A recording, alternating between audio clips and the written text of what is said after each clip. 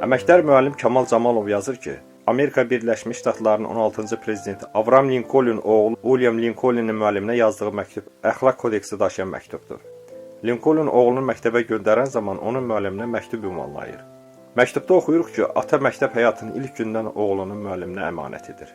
Məktubdan da göründüyü kimi, valideynin oğlunu əmanət etdiyi müəllim təbii ki, vətənpərvər, mənəviyyatı təmiz, əxlaqı saf, təlim-tərbiyə fəaliyyətində pedaqoji biliyə dərindən yiyələnən, uşaqlarla humanist münasibət quran, səlis, aydın nitqə sahib və sair yüksək keyfiyyətlərə malik müəllimdir.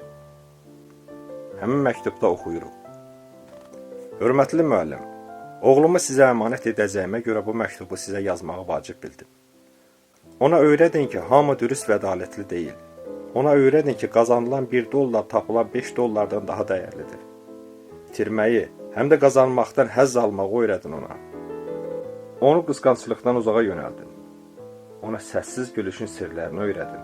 Əgər bacara bilsəniz, ona kitabların möcüzəli bir nemət olduğunu öyrədin. Ona səssizlikdə göydəki quşların, günəşdəki arıların, səmənlikdəki güllərin daxili sehrinə inməyi öyrədin. Öyrənsin ki, məktəbdə səhv etmək hilə gəlməkdən daha şərəflidir.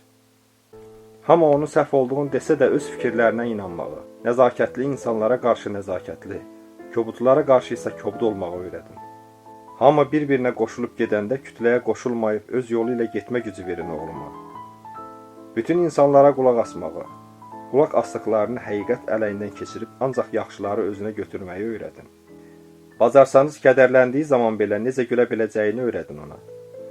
Ağlamağın utandırıcı bir şey olmadığını, gücünü və beynini ən yüksək qiymət təklif edinə satmağı, ancaq ürəyinə və ruhuna qiymət etiketi qoymamağı, ulayan insan kütləsinə qulaqlarını tıxamasını və əgər özünün haqlı olduğuna inanırsa, dimdik ayaqda qalıb mübarizə aparmağı öyrədin ona. Ona qarşı mehriban olun, amma qucaqlamayın. Çünki ancaq odun qığılcımı poladı saflaşdırır. İmkan yaradın ki, səbirsiz olacaq qədər cəsarətə sahib olsun və cəsur olacaq qədər səbirli olsun. Ona həmişə özünə inanmağı öyrədin. Bu yolla onun bəşəriyyətə inamı daimi olacaq. Bütün bu sadaladıqlarım bəlkə də çox böyük tələbdir. Lakin özünüz baxın. Nə qədərini bacarırsınız öyrədin.